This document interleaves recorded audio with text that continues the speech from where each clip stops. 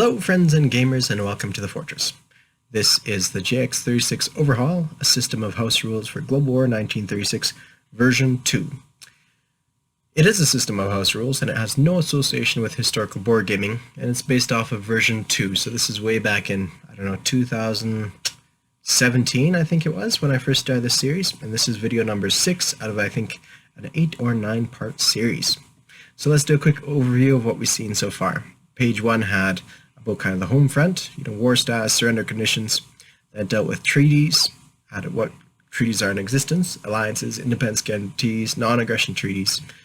Some kind of events over here, how to make military alliances, certain kinds, how to annul a certain alliance, what you can declare war on and at what penalty, lend-lease and how it works, and how to block lend-lease, how to ship lend-lease. Page 2 dealt with a few odds and ends, turn phases. It dealt with victory conditions. It dealt with some house rules here. Delayed deployment of production so that you would not be able to build units on the same turn that you purchase them. You'd produce them one turn later in order to kind of speed up gameplay and kind of instill a fog of war. The shipping base hopping rule was a way of strategically moving things around the map a lot quicker than the base game had.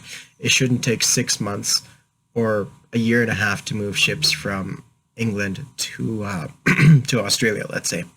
Then we had a few different house rules here. Contested territory, maximum of combat rounds. Contested territory, which dealt with maximum combat rounds, kind of as an aside, but you can contest the territory as well.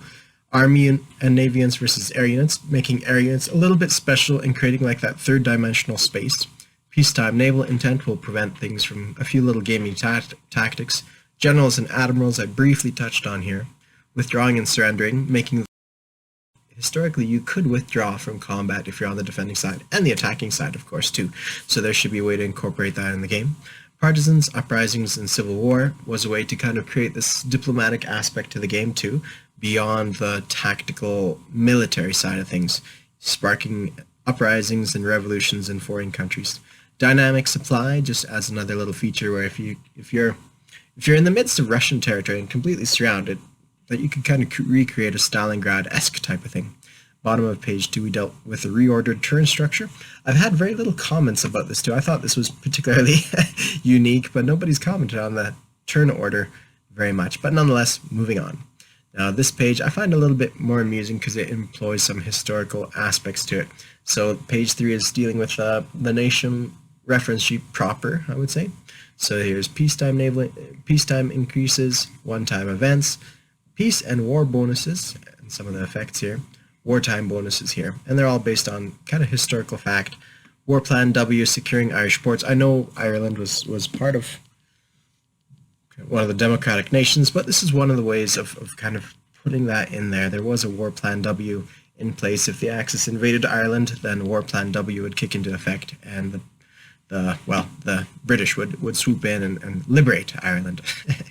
On here on the right hand side we have some of the national special rules for which touch on certain nations, and lastly a unit experience gain.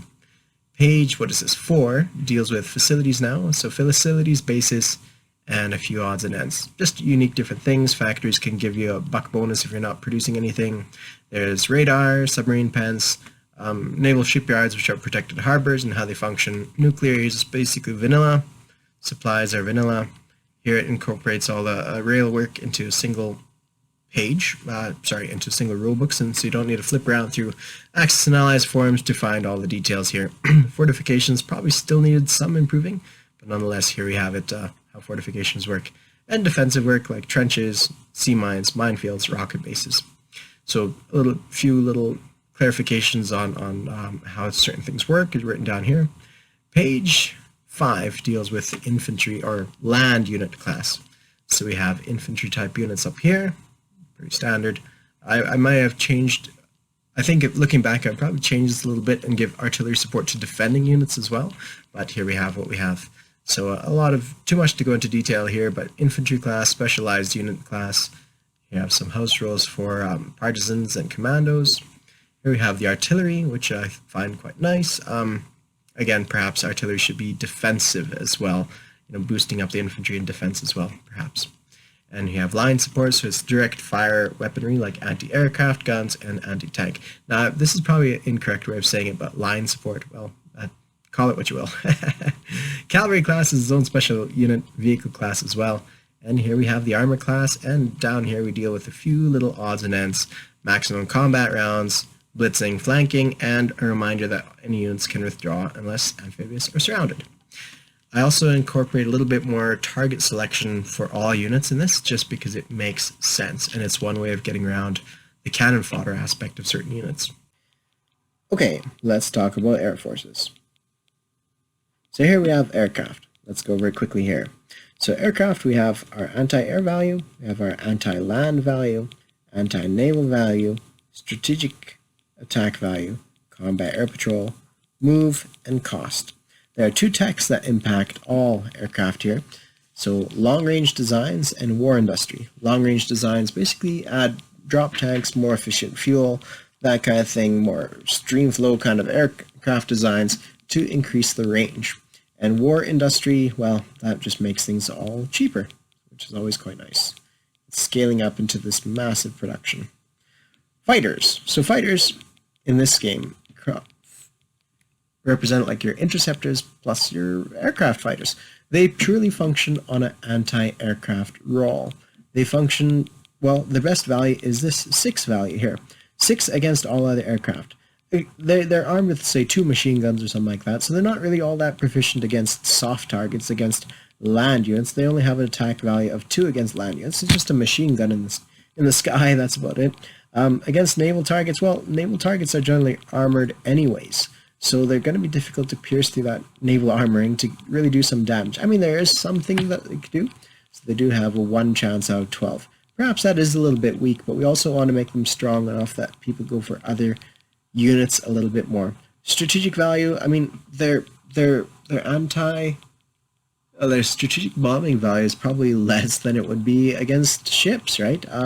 Or equal to. You know, you can shoot cattle up in a field with your machine gun and pedestrians in the street perhaps. But yeah, overall that's the way we're marking this stuff out. Combat air patrol range is 1, movement value of 4, increased to 5, and cost is 6, reduced to 5 later on. It's classified as a small aircraft, meaning that it could land on carriers, which will come up later on in the ships, and they may blitz with a blitzing army. Now, the biggest change for you guys you'll notice is the cost is at 6. Well, in Axis and Allies, they costed 10, and on Dice 6, they hit 50% of the time, you know, at a 3 or a 6 if you're rolling a Dice 12. And that was against land, sea, and air. In this case, you're only hitting against air on that unit, and so that's why you're keeping your 6 here, but everything else just drops down to the point where you'd rather have more aircraft. So what this does in gameplay, and we've tested this extensively in Axis and Allies Global 40, we've tested it quite a bit. We've tested a little bit in Global War 36, we've tested it twice, and all these times it's worked out quite well to become the preferential system with some of my friends when playing Axis and Allies. They really quite like this because it adds more aircraft, adds more dynamic kind of air war going on. You have actual battles of Britain and battle for supremacy in many parts of the world, you know, over the English Channel. The Russians and the Germans, they have this, you know, air wars going on occasionally. So they have this kind of stuff that makes it a lot more fun. The fact that you have these air wars that occur now. So that's the idea behind the fighters. Now the next level up is the jet fighters. Now jet fighters are a late war unit, and you unlock that with jet engine tech. So basically the combat value for attacking, you know, they have increased flexibility, dexterity rather, they have perhaps better reliability, they have, you know, everything else, the speed is increased, so they have a value of 6 against aircraft. They can dodge and fight and dogfight all the better. Everything else stays the same here, as you see. Cost remains the same as well. You've already spent that money to research that tech. You've researched that tech, you've incorporated it, and you don't want to have a cheaper unit. You want everything that's old to be phased out and all the new stuff remaining. So that's why jet fighters are up here. They cost $6. Perhaps I could have increased that to 7, but $6 seemed to be the sufficient one. You don't want to create cannon fodder units where people just prefer those units over other ones just to absorb air casualties is the idea there. But even so, perhaps if I was to change something, I might have changed it to 7. Just because it is quite handy to have. It is nice. 7 wouldn't create a cannon fodder unit. It would still be good. Next up, we have a special unit. That is a British special unit, the Ferry Biplane, which are biplanes cheap biplanes that were produced in World War II that function in a fantastic scouting and convoy protection. Maybe not convoy protection, but definitely a scouting role where they did some interesting stuff. I might have pictures of them later on. But here we have their anti-air value was 2, anti-ground value also 2. Against ships, they're at 4. The best unit against ships is going to be your naval bomber, which rolls a 6. So 4 is not much of a step down from that. They cost 6, but perhaps they should have costed 5. But nonetheless, we don't want them to be too much cheaper than naval units either, so they cost 6 here. And they're a British special unit. They're classified as small aircraft, so they can land on carriers. Best value for them is the anti-ship value. Next up, we have our tactical bomber. Tactical bombers, they're a little bit better than the Ferry Biplane against the air, just because they have, they have some dexterity and that kind of thing. And some speed to them as well. So they're at a 3.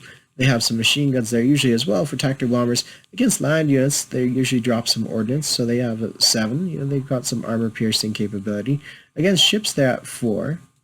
They got some ability to target ships as well.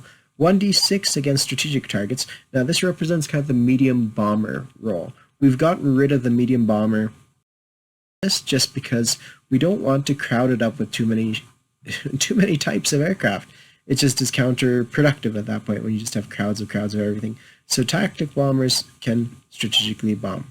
Now they move at a 4 and cost $8. So if a person between these two just wants a naval unit to hit naval units, well, this one is $6, maybe $5 as far as to change it. So this would still be the better unit here, the Ferry Biplane.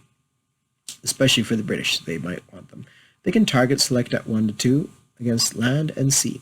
Now again, target selection is to get around the whole concept of having cannon fodder units. So in the sea, you'd have cannon fodder submarines or destroyers that can take the hits for the big boys. Well, you want some selection this way to work in this regards as well. Same thing with against land units. You want them to have target selection so that you're not just taking off all the low-priced cannon fodder units and can take out some of the higher-end stuff as well. The goal with any battlefield I design is that all casualties across all types, or there's casualties spread across all classes and types of units. That means some tank casualties, some vehicle class, some infantry class. Basically, at the end of every combat round, you have everything goes down about the same amount across the board, across the battlefield. Right on. So next one up, we have a naval equivalent to the tactical bomber, which is the naval bomber. So it's got similar stuff. Against air, it's at a 3. Against land, it's at a 4, because usually they carried one big torpedo bomber, and that's about it. So one big torpedo represents us here at 6. One shot at 6. Well, not one shot. One shot per round at 6. To really do some damage against some ships. 1d6 against strategic bombing, because you could rearm and take off that torpedo and give it some munitions instead to bomb factories and that kind of thing, just as you could with a tactical bomber, because they are both medium fuselage type aircraft. They could do some serious damage that way. The combat air patrol range increases for the naval bomber up to 2. Movement is at 5, later on to 6, because on the sea distances seem to be bigger, and so you need a little bit extra fuel to haul that. That's why it's not a full 7-7, it's 7 to 6, because the movement is a little bit better, and you don't want things to be identical either. Target selection 1 to 2 against land and sea, so that is the highlight of that unit. Land and sea is, again, necessary to take off those, so that people don't game the system and use cannon fodder units. Next up, we have what we're going to call the heavy bomber. So against aircraft, it's not so good. It's slow moving. It's got some capacity in regards to, it might have, little machine gun turrets and stuff like that to get rid of aircraft. But at the end of the day, it just doesn't have dexterity or speed to really go toe-to-toe against these fighters. And that's why you need to escort your heavy bombers with other aircraft like your fighters to really escort them to the battlefield or to their destination targets and then back again from it as well. So they're going to roll 3 at 2 against land units. I've been doing some study today about what the average would be for 2d6 it is, as many of you may know, it would be 13. The average for a dice 12 would be 6.5, because you never go down to absolute 0, right? Like in numbers, you could say, well, what's half of 12? Well, that's simple, it's 6. But with dice, it works differently because you can never go less than 1. So you're always going to get at least half a point. At least that's the way I see it in my head. I could be wrong in this, but half of a d12, or the average of a d12 is going to be 6.5. So my thinking is, well, if you have 3 d12s, the half of that is going to be, what's that going to be?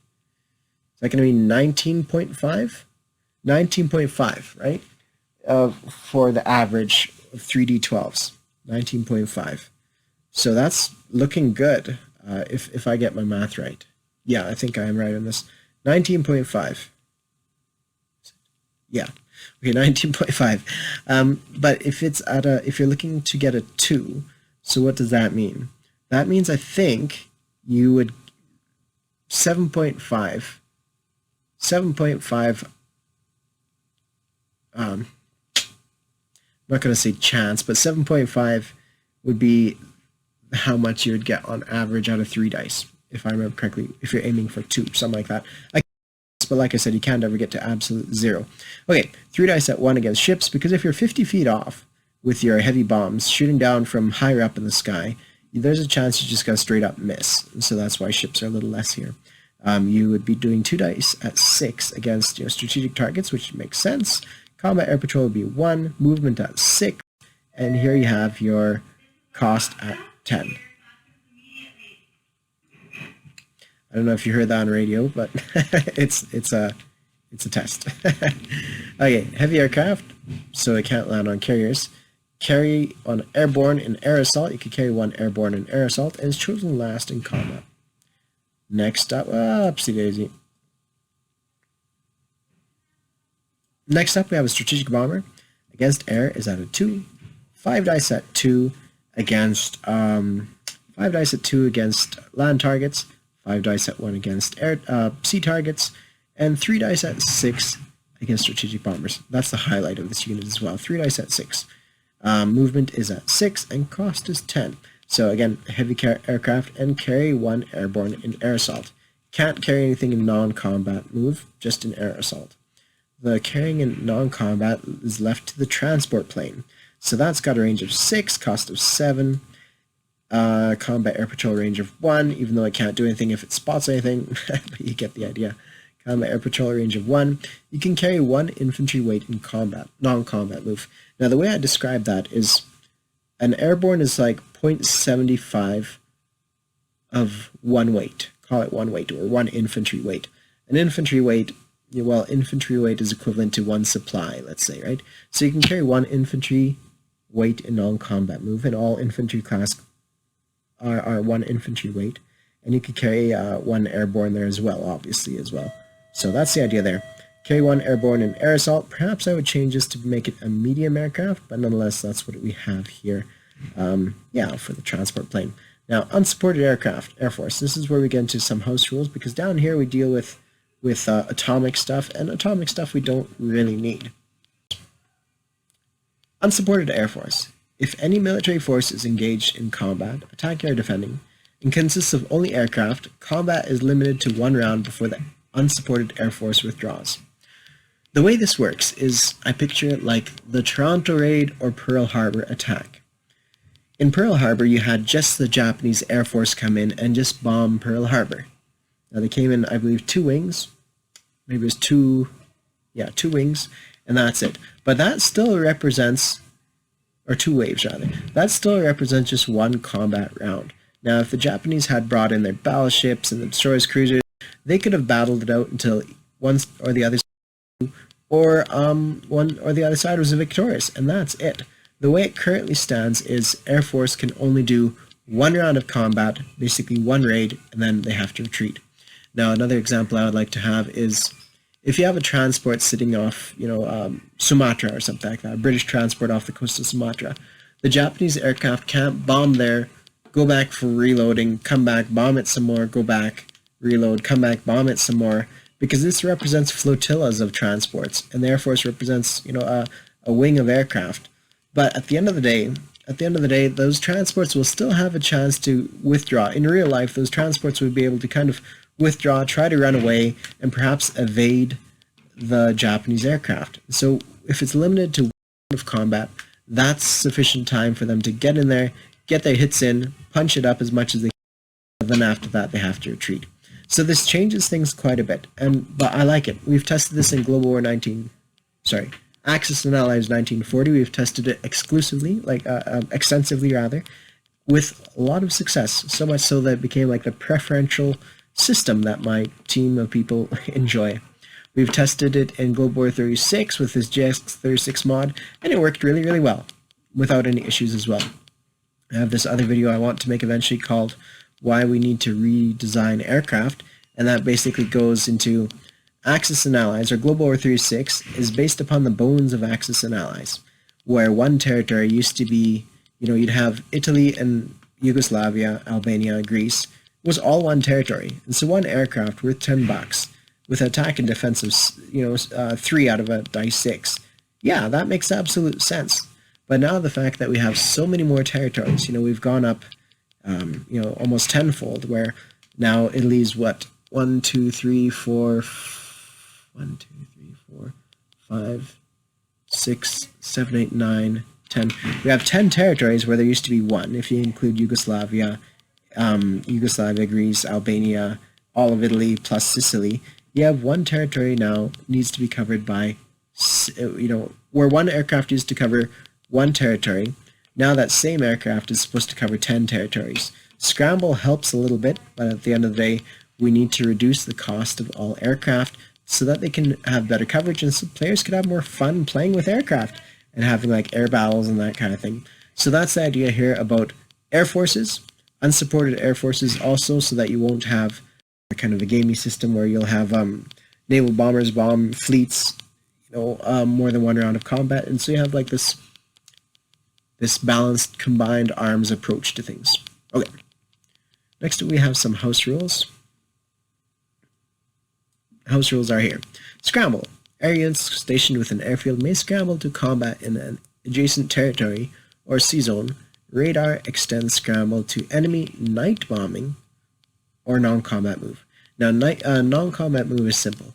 If you have German aircraft sitting in, say, Norway, and they want to fly down to Brittany, a non-combat move, then yeah, if you have radar and an airbase in southern England with some aircraft present, then yeah, your British aircraft can scramble into the English Channel to engage those German fighters as they pass by.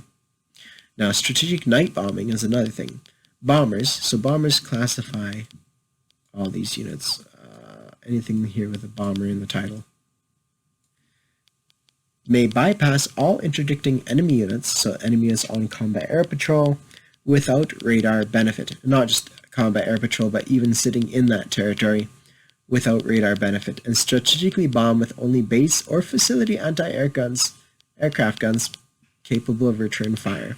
Now, if you're bombing, say, an airfield, that airfield has 1 dice at 3 of return fire. And say if you're bombing in there with 2 tactical bombers, right? So you get 2 dice at 6. Now, bombing damage and anti-air value is halved. That means you have, that means you have half. So bombing damage would be, say if both dice you rolled the average, so 3.5, so 7, so you have that, half that, 7 is 4 if you round it up, right?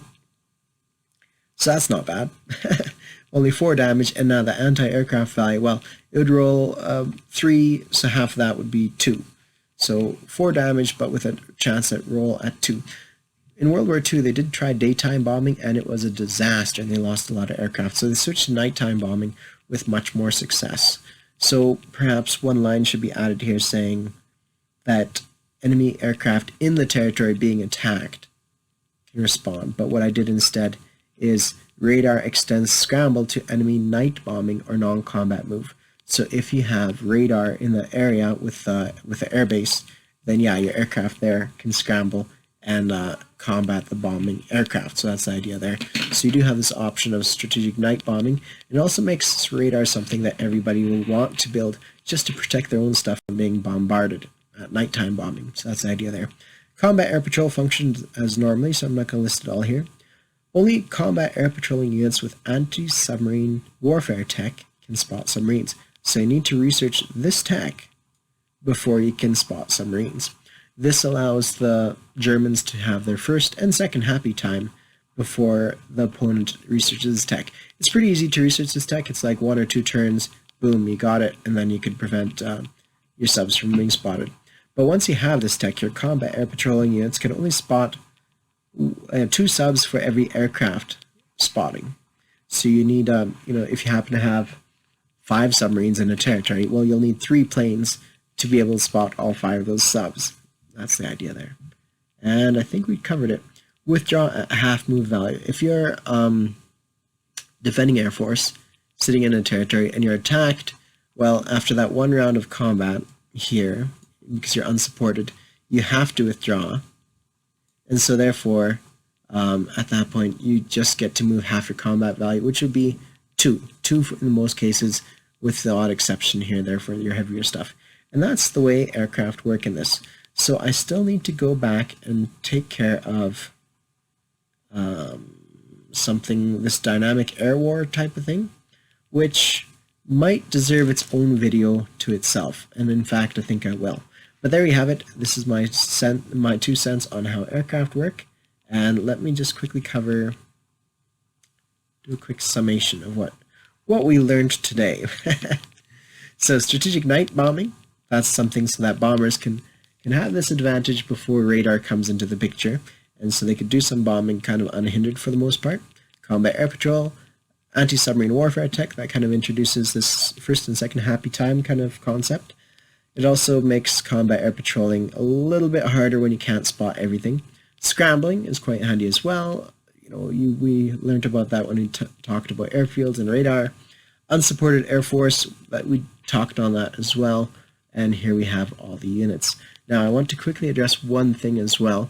Keep in mind, when you are a tactical bomber, or any unit that's bombing land forces or naval forces, you're one bomber, you show up in a territory, and you're trying to bomb 3 enemy, let's say you're attacking land forces with 3 tactical bombers and a couple of aircraft, right? So the 3 tactical bombers are going in there. Now, they're attacking infantry or whoever in that territory, but only 6 land units can respond defensively against those tactical bombers. Only 6, because 1 for every 2 aircraft attacking. So if you have, the fighters aren't attacking, but the tactical bombers are. So tactical bombers are throwing in their attacks, so they get 3 dice at 7, but the responding infantry, they're rolling 6 dice at 2. And that would be their best bet. Everything else is pretty weak, right? There's nothing much else going on here, but everything else is pretty weak. So 3 dice at 2, unless of course they have an anti-aircraft gun, and that changes things where you have 1 dice at 3, right? And so that makes it a little bit better in that case. So that makes tactical bombers pretty useful as well too, where they can go into a territory and can't be engaged by everything. And it also makes it that you want combined arms too, so that your opponent has to choose if he wants to use his anti-aircraft combat value or his defense against land force value as well. So I hope that makes sense to everybody and they kind of understand where I'm going with this. Thank you all for watching.